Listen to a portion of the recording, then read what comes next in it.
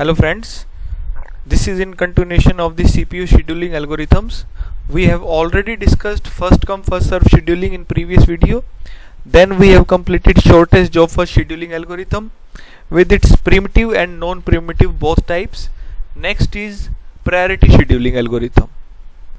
In priority scheduling, a priority number or an integer or a value is associated with each process.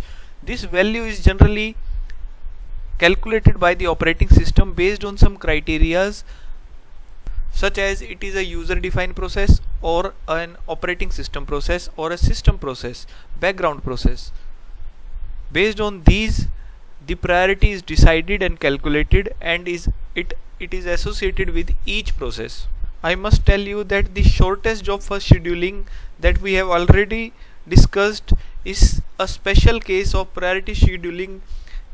As in priority scheduling, priority is associated, and in shortest job first scheduling, that priority was the shortest CPU burst time. The priority scheduling algorithm can be designed both ways, as primitive and as well as non-primitive type of algorithm.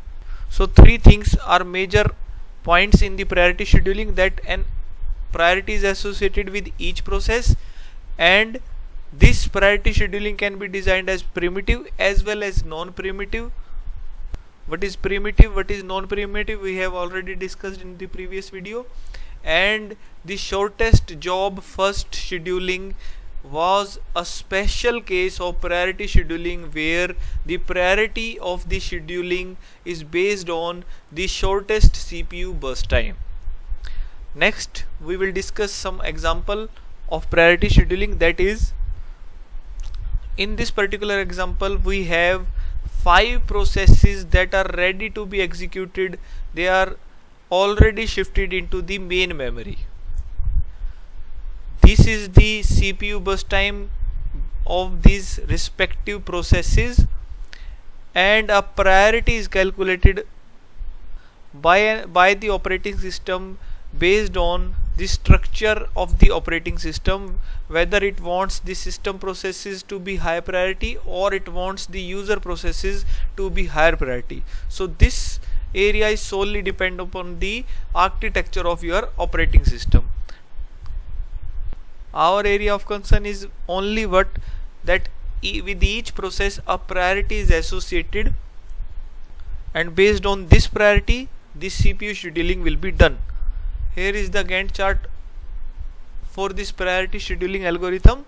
We will assume that 1 is the highest priority and 5 is the lowest priority, or we can take vice versa. In this example, we are taking 1 is a high priority process. If 1 is the high priority process, from these 5 processes that are ready to be executed only wants a CPU allotment so that they can start their execution. Firstly, the process P2 will be allocated the CPU because it has the high priority, irrespective of its CPU burst time. If it is dependent upon this CPU burst time, it will be shortest job first scheduling algorithm, which we have already discussed. So firstly, the P2 is allocated to the CPU only for 1 millisecond because it require only 1 millisecond of CPU burst time.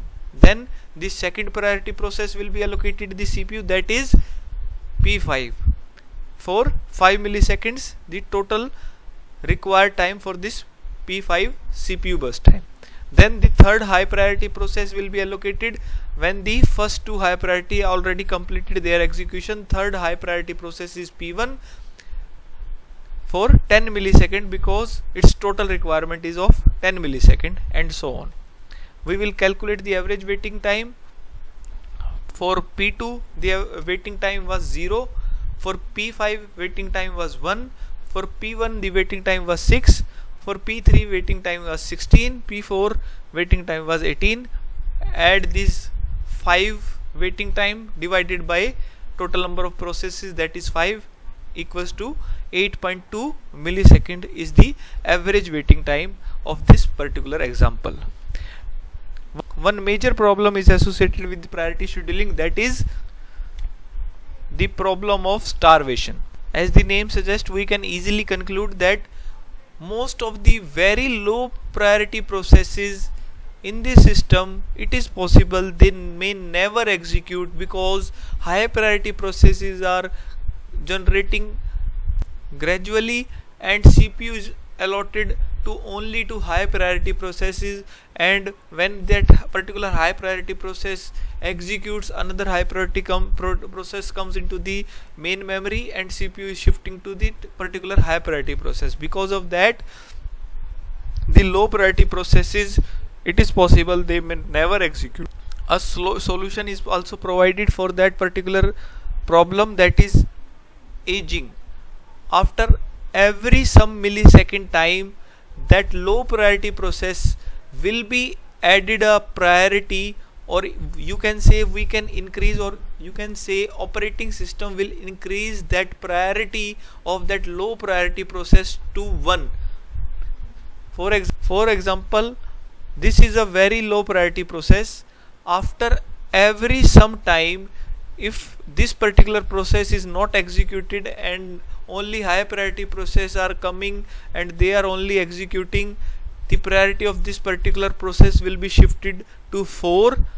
Then after some time, if still it is not executing, it will shift to the 3, then 2 to 1, and as 1 is the highest priority, this particular process has to run by the operating system. This is how we can solve the problem of the starvation by aging. After every some time, the operating system will increase the priority of the low priority processes so that they can be executed. Next CPU scheduling algorithm is round robin. In round robin, the algorithm is just like the time sharing devices, or you can say multitasking. After a very just like multitasking, each process gets a small time of CPU time. A time quantum is generally attached by the operating system between 10 to 100 milliseconds. After that time quantum expired or elapsed, that particular process is preempted and the CPU is preempted from that particular process, and this process is added up to the end of the ready queue and the CPU is shifted to the next process for that particular next time quantum. After that time quantum again expires, the CPU is preempted from that second process and it is given to the third process, and so on. This process continues. Let's take an example of round robin. Suppose the time quantum here is 4 milliseconds. We have only 3 processes in the ready queue with some CPU burst time given. As it is round robin, the CPU will be allocated to each process for only 4 milliseconds in the first come first serve manner. So first process comes into the system was P1, CPU is allocated to only 4 milliseconds of P1 irrespective of how much CPU burst time it requires. This CPU will be shifted to the other process only for 4 milliseconds, that is P2, which total requirement is only 3 milliseconds. So the CPU will be shifted to the third process only after the 3 milliseconds, again to the process 3, which total requirement is again only 3 milliseconds. The CPU is allocated to the process P3. This allotment is only for 4 milliseconds, but the total requirement of P3 is less than 4. It requires only 3 milliseconds of total time of execution of the CPU. So CPU is allocated only for 3 milliseconds to the P3 till 10 milliseconds. After 10 milliseconds, no other process is coming to the ready queue. We have completed the total execution of P2 and P3. Only P1 process remains into the ready queue. Some of this execution is already done. After that, P1 is again allocated the CPU for 4 milliseconds. Again no other process is coming. Again P1 is also given for 4 millisecond CPU burst time. Still no other process is coming. Again the CPU is allocated to P1 for again 4 millisecond till the final execution of P1. We can easily calculate the average waiting time for this particular example as we were discussing earlier.